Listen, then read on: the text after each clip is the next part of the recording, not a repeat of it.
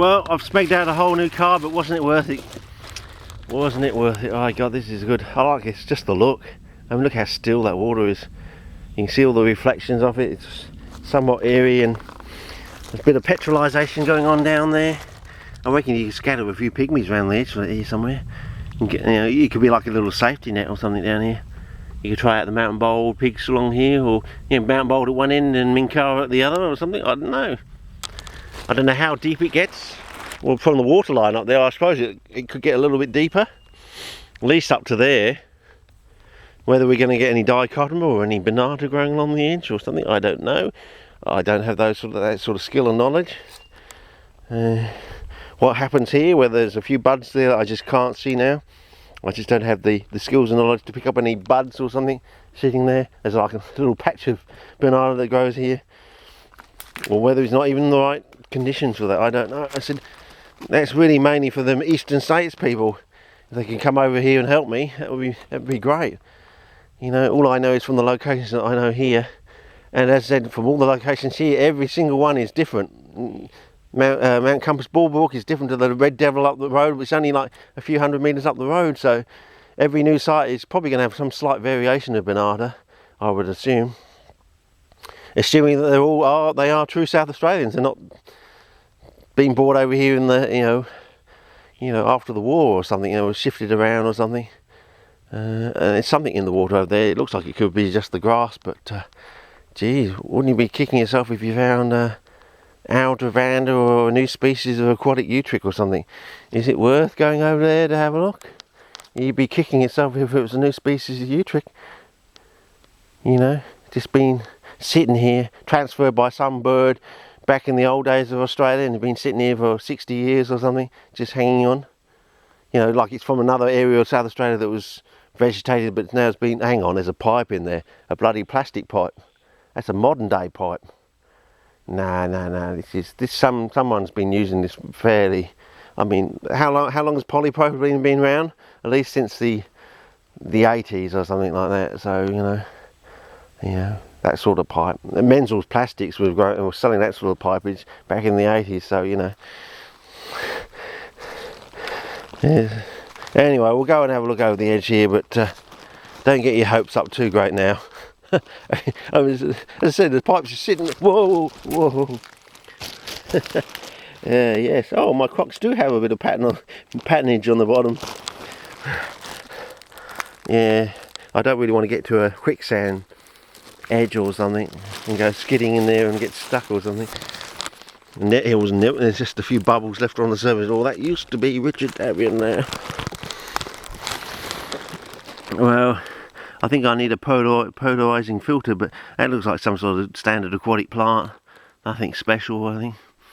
And then someone yelling out from the other side of Abbotland saying, "Oh, that's a real rare aquatic plant. We haven't seen that in this here for the last 100 years or something." Nah, it's probably just an ordinary one.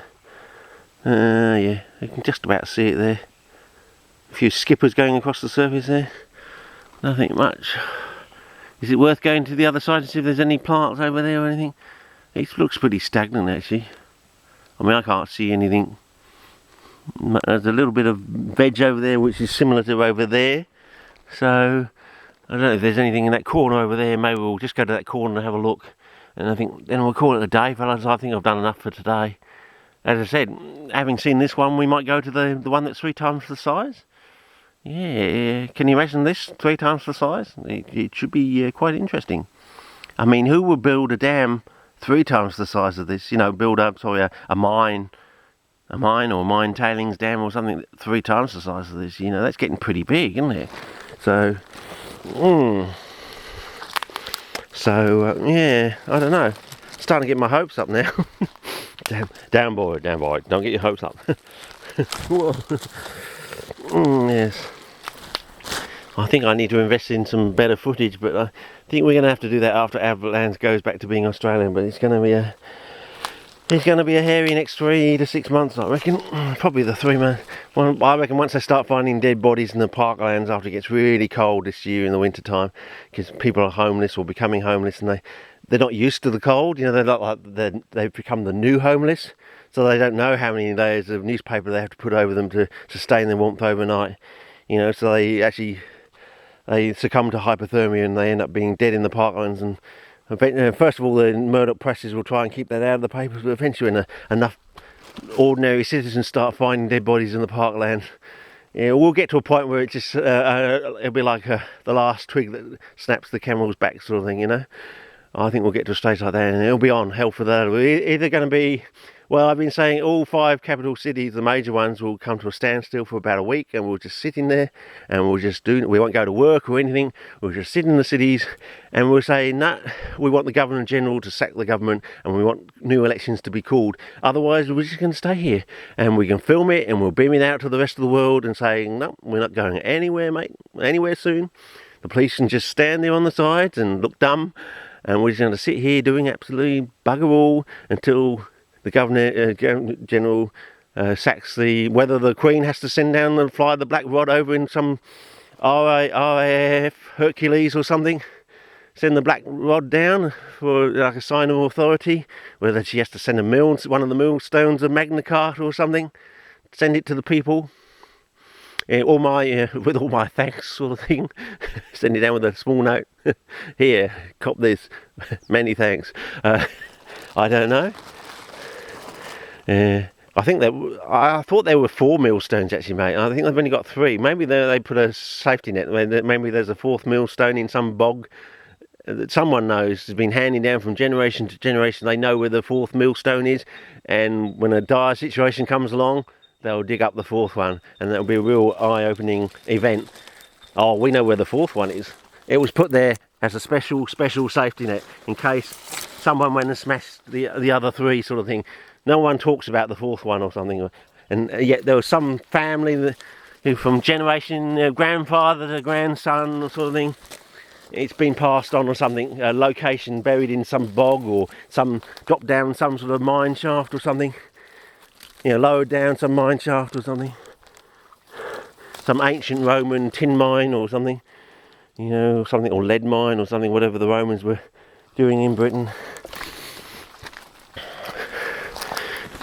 Some sort of, you can only get to it by a little kid getting in there or something. So, you know, we used to see, you go in there as a child, so you know it's there, but when you become an adult, there's no way you can get in there to see it again or something. Some romantic notion like that. And so every time the grandfather takes the grandson out there, lets him go down the little shaft there, he can't get in because he's too big, but the grandson can, and that sort of happens from one generation to the next. It's a good idea for a book, a fanciful book, but you never know. I swear I've read something, or I heard something, that there was actually 4 millstones actually, and I wouldn't be surprised if they did actually do 4, and one's been put in a very secure, secret location, just in case the situation turns up in the future where the other 3 are destroyed, and there'll be a 4th one hanging around. You know, get to times in the world where, you know, the notion of the millstones just has become like a fantasy. Did they really ever exist, sort of thing? Because the other 3 have been destroyed or smashed up or something. And lo and behold, a 4th one is unearthed, so it instantly gives you belief about the other 3, which you might have photographs of, you know. Because they exist in our times, but they might not exist in future times, say 3,000 years into the future. If we're still here or not on other planets or something by then. I'll be long gone, you'll be long gone. We'll all be long gone. And anyway, fanciful notions, but if you read some of the things about Magna Carta, they were pretty wise people back then. I think they were made wise by King John. All the bloody hassle they had with King John. That's the real King John, not our King John Howard. With you. Whoa! Well, there you go. You got some stunning footage.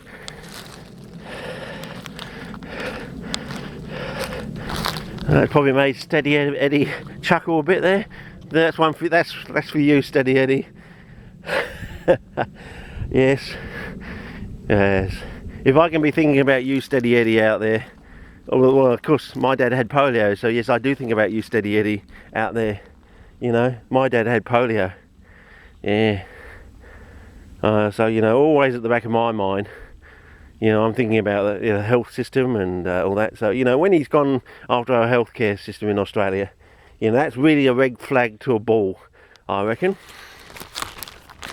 red flag to a bull. And you only have to go on one of those sites like Chaotic or Best Gore just to see what goes on the other side of the world. And some of those things you think, nah, we're not having that happening here. That's too bloody dangerous. You know, that's stupid. That really is a, you know, terrible sort of mentality to be in.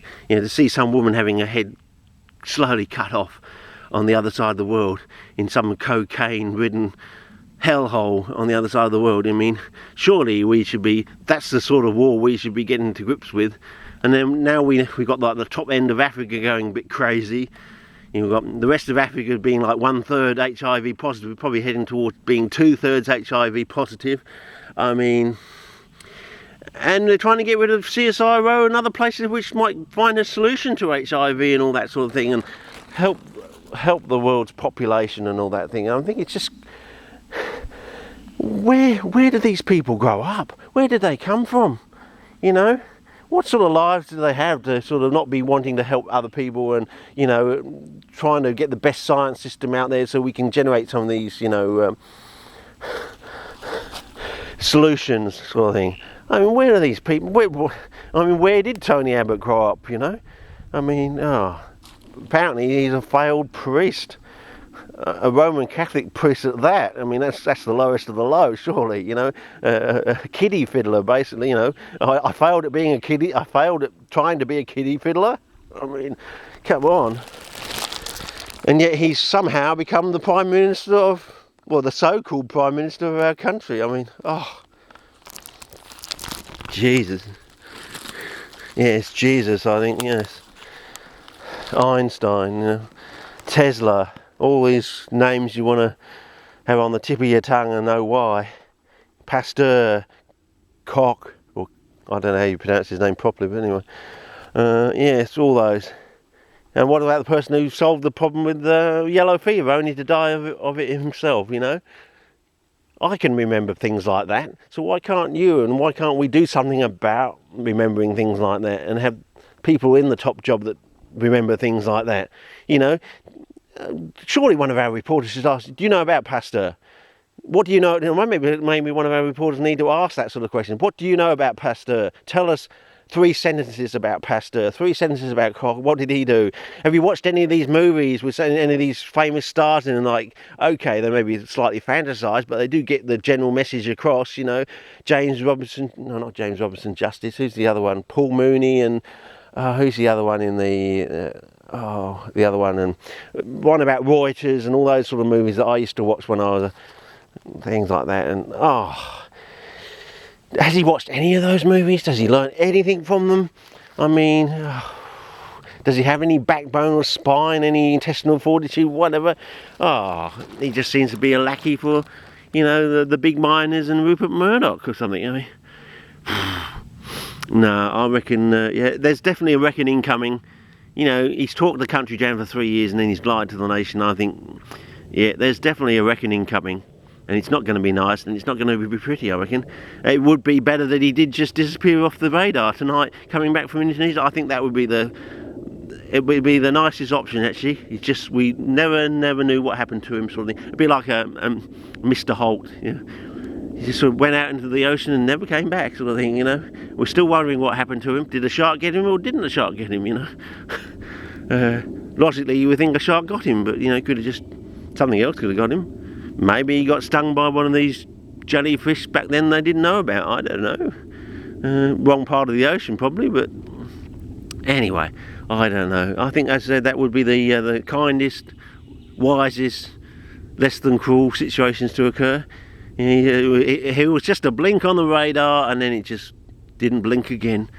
Yes, and we could all breathe a sigh of relief. But who are they going to put in his place? Malcolm Turnbull, who doesn't want an NBN, basically, or doesn't want a real NBN, you know, a real NBN. Yet he's investing in some real NBN over in France. I mean, doesn't that just say hypocrite straight away? You don't want a real NBN for your own country, yet you're investing on a real NBN in another foreign country. That is. Yeah, I mean, that's just, yeah, that takes the cake, doesn't it? I mean, basically that basically says, that action there says you cannot be Prime Minister of Australia, I would have thought. you barred yourself from being Prime Minister by doing that. You've just told the nation you're not fit for the office, I would say. But anyway,